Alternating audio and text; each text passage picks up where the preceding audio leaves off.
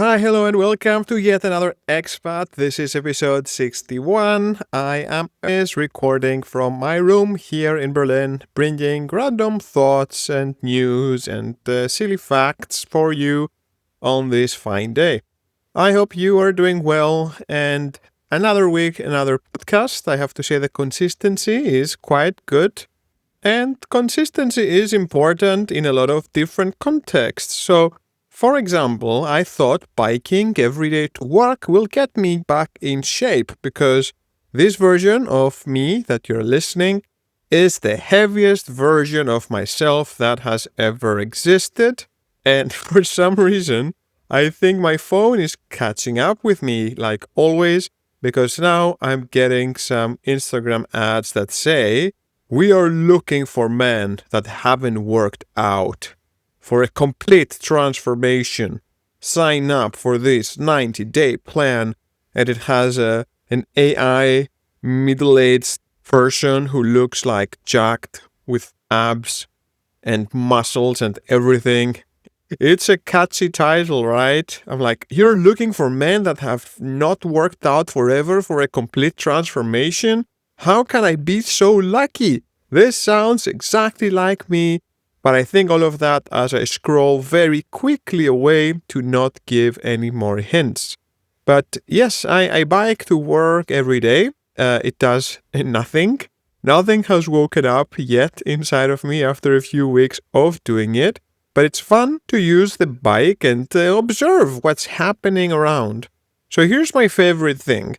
I bike almost at the same time, so I see people having different habits. And my favorite thing is I love looking at people who are cleaning the space in front of their stores. So there are these store owners who want to have a nice and tidy entrance. So, they take it a little bit on them to clean the pavewalk in front. However, something I see more and more is that they're not swiping away the dirt. No, they have one of these air blowers that can just blow things around, and they spend their morning just blowing left and right all the dirt away from their entrance. And it's such a beautiful image to look. They just blow all the trash right across the line where their store stops. And it's still very much there. It's just a little bit on the side. It's a very entertaining thing to see. Is it still a problem? Very much so, but it's not their problem anymore. They just blow the dirt far away so that it's not their problem, and this is how they do the job. And I think that says a lot about the society we live in. Minimum effort, just push the problem out of your line and call it a day. Speaking of problems, one thing I like about me is my musical taste. I like the type of music I listen, no surprise there. And this is why I have enjoyed some parts of Spotify that introduce you to these daily mixes and these playlists that try to introduce new music to you that is close to your taste. However, that side is destroyed for me. It's done. Why? Because we have a baby now. And Spotify is taking a very central piece in our daily routines for lullabies, for classical music, even white noise. And now it has happened. My Spotify account got all messed up. I'm trapped in baby Spotify. My recommendations for the day are different lullabies and different children classical music and noises of, rain, white noise, pink noise, and brown noise. So this is what I get. I can't wait for next year Spotify Wrapped, where I am the top 0.1% listener of a song that is basically going to be like shushing sounds. Who thought of that? That's a smart idea.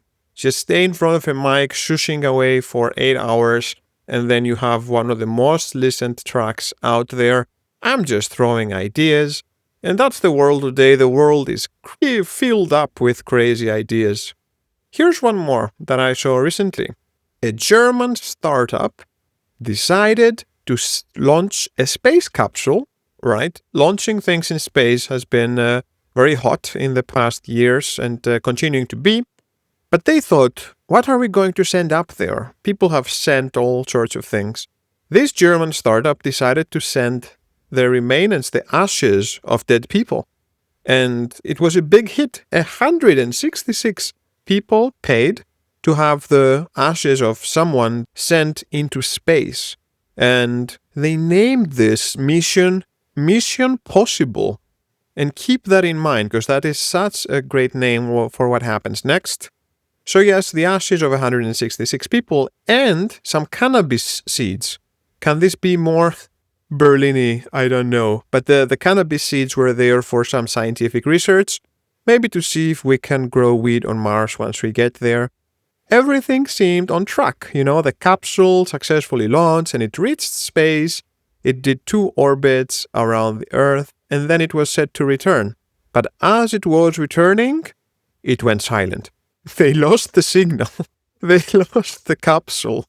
And the capsule tried to come back, but the parachute system failed. And the capsule crashed into the Pacific Ocean. And it vanished completely. They don't know where it is. What a wild disaster. You're selling a space trip for the deceased and then you end up crushing everything back on Earth. And now, instead of, them being in the stars, they are at the bottom of the sea. It's also pretty dark there. And you may wonder, how would the company deal with this? The damage control and the communication. Will they still label the mission a partial success, saying that they gathered valuable data? And they have already another launch planned. But they literally said, at the end of the day, the ashes were scattered across the sea, which is something that fits very well into how to do things. And this is what I would think as well. We aimed for the stars, we went in the sea, not the worst place it can go. But when you take the ashes of 166 people for a space ride, I think that getting it back to Earth should be a big part of the mission. But if you think this is crazy, wait until you see some of the letters that Donald Trump is sending to the world leaders, because apparently they have fired so many of the White House staff that who is left there is probably friends and family. Like when you send money on PayPal, you select just for friends and family and some AI. Because some of the letters that he's sending to world leaders, they were released, by the White House. And the text looks like something you would write at 6th grade. The grammar is all wrong. The punctuation is all wrong. And on top of it, these official White House letters, they are using capital letters for whatever word Trump thinks is important. So you have this random capitalization of words in that letter that reminds me how my dad is writing. He is in his mid-70s and he has this way of writing that whatever is important starts with a capital letter. So, creation and beauty and all of that. In Trump's letter, the capital words are trade, non-tariff, deficit. Whatever word he wants to make bold, he just makes it capital. And this is as close to idiocracy as we can get. But if you want to have a laugh, just look at the White House correspondence sent to the Prime Minister of Japan. It's just a 1-page letter. Just read that out and tell yourself this is how the White House talks to world leaders now. But of course, this is far from the bottom of the barrel. We have AI pictures of Trump as Superman being posted by the official White House account, while 14 million people will die in the next 5 years because of the human aid cuts he has done. He's adding some trillions of debt in this new bill that is cutting from Medicaid to the food programs, essentially doing one of the biggest wealth distributions that the US has seen. Rich people will get richer, poor people will get poorer, people are getting abducted by ICE agents. And poor New York, New York is trying to elect a guy named Mamdani. He's a social democrat. He managed to get the lead. And Trump literally has says that he will throw over this new mayor. He called him a communist and some other stuff. And I remember a few months ago, some scholars that were experts in fascism, they left the US. That was a few weeks after the inauguration. And they said this is heading step by step to an authoritarian, totalitarian type of regime. We've seen the steps, we know them, we're out. And I was thinking, wow, that's such a big move. You have positions, you work in universities, you have families, and you're just leaving. How bad can it get? And now I'm thinking, could this be just half a year in? How will 4 years from now look like? But this is where things are, and hey, the people have voted, so good luck to everyone. Everyone is gearing up. Everyone is buying weapons and defenses. The tariffs are stopping the trade. We might not be able to send olive oil and feta to the US, which is not the end of the world. We'll just keep the good olive oil and feta. We don't need to share with everyone. And these days good food is hard to find. Which brings me to the next topic.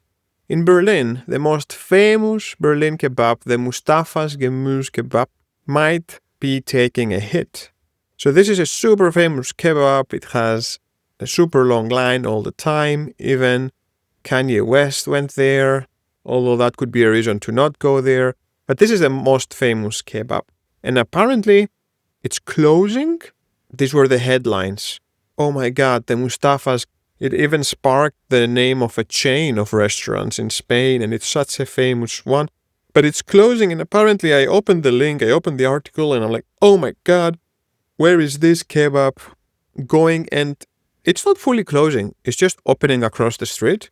But the headlines, and I've seen them in multiple places, they talk about, oh wow, it moved across the street. Does this mean it's still the same? Will the queue follow? Will people still queue up for Mustafa's kebab now that it has moved a few meters away?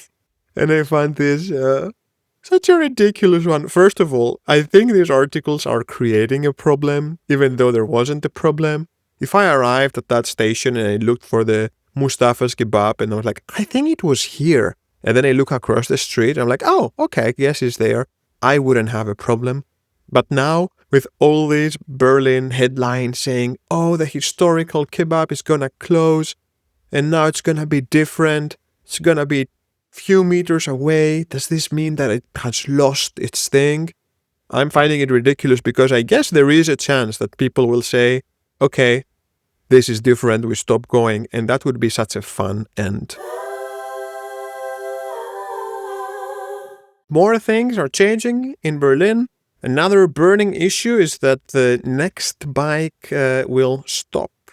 Now, Next Bike is a company that is publicly funded, and it has bikes everywhere. You can easily rent them, like a Lime thing, but more chill. It's more cheap, it's more German, it just exists there. And apparently, the Next Bike will stop. It's not gonna be publicly funded anymore, it's gonna shrink. And many people say that it's a signal of the city's deflating status. So after a decade of this program running, it's now gonna shrink even more. I personally like the rental bike ideas. I also used Donkey Republic, which is another service in Copenhagen and also in Berlin. But that one also went down. And as someone said, can we just keep the bikes and dump all of these obnoxious scooters? Because the bikes, all the shared bikes I've seen, they always park them in nice places, while the scooters are being left everywhere, left and right. Now, I don't worry too much about this. I have my shitty bike, I use it all the time. But when friends and people are visiting, this was the easiest choice. You just get the next bike, drive a bit around, do your touristy things and call it a day. So if you are in Berlin and you didn't know, Next Bike will soon sunset. Now, 2 more pieces and I stop. The previous podcast was me complaining a lot and sharing personal story of my airport nightmares. So I thought for this one, I'll just share some of the things that drew my attention last week. And this could be at the top of the list. It's a new video game, and the concept of it is lovely.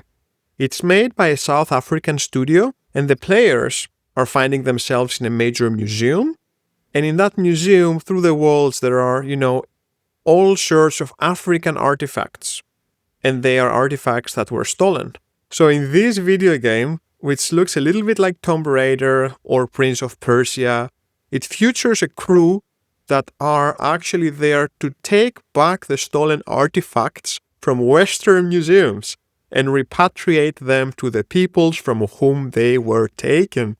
And that's the whole premise of the video game. You just go in the museums and you steal the art that was stolen from you and you repatriate it back to Africa by looting Western museums. I love this idea. I am Greek, so we have a lot of artifacts being exhibited without the country's permission. Cough, cough, British Museum. And yeah, just the idea of it, because there's an audacity in it. There's an audacity in building a game that says we go steal the art that was stolen and we bring it back home. So yes, I think I might be checking that out. I guess the UK levels will probably be some of the most difficult ones to pass in this game. Countries keeping artifacts taken from other countries during colonialism or just unfair times is so weird. Especially today, because there are so many ways to replicate objects so that visitors can still appreciate and learn from them, or they could have official loaning agreements so the countries that these things come from are actually benefiting from it. One user called it the Grand Theft Auto from art. Good stuff. All right. In the last piece of news, I covered 2 episodes ago, I think, the huge farming scandal that's happening in Greece. Basically, with the help of the ministry and the organization that was supposed to be distributing the EU funds to the farmers, a whole system was set that for decades was claiming false numbers of land, false numbers of animals, declaring even the Mount Olympus itself as a farming area and just giving millions and millions to those who were favoring the system. Many systems like this exist in Greece with the sole purpose of gathering votes. Voting in exchange of things is insanely common in Greece, and maybe not so much in Athens or the city center, but every single person you know will probably know someone who benefited in some way from a politician at some point in time. But the scale of this and the efforts put and the unfairness of this money not going to the rightful farmers was so wild that the EU prosecutor had to come in and intervene. And now they are trying to see who they can hold accountable. Ministers were resigned, and the effort that is being done to shush this is insane. So here's a tiny update on that. The person within that organization who worked in showing all the fraud that was happening, she had reported that to her superiors, and then she was moved departments. Her laptop was confiscated, and they made her life miserable and tried to silence her. She worked with the EU prosecutor, so then when things were unable to be hidden anymore, the whole thing blew out of proportion. And this organization, the organization that was defrauding the system, the one responsible for distributing the funds, what did we do to her? They put her on unpaid leave because she broke the confidentiality rules of the organization. This is the level of corruption, of audacity, of surrealism that exists in Greece. If you do your job well, you are punished for it. So now they're trying to put all the evidence together to see how extended this was. And as this is happening, this is real. You can Google this. I'm not making this up. The organization ditched 1 truck full of files. It's caught on camera in Thessaloniki, where they had their warehouse with the records. They are throwing everything from the balcony to a recycling truck. Again, this is the official organization that was responsible for distributing the EU funds to farmers. They are destroying all the evidence in plain sight. They say that it was scheduled and that it's records that are going for recycling. And the TV crews were there to film it, but the police was not there to stop them.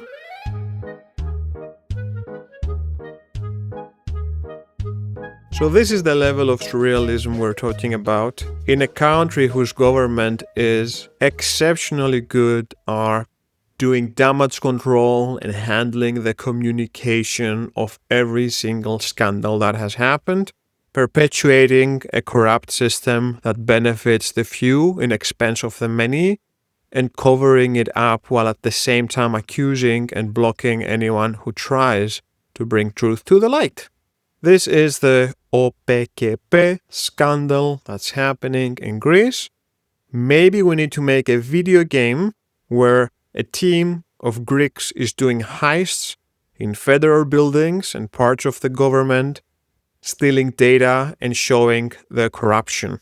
And in each mission, depending on what scandal you manage to surface, you get points based on how many people are going to jail and how much money you manage to save from going into the black hole of this corrupt system. And with this beautiful Sunday evening thought, I think I will end up for today.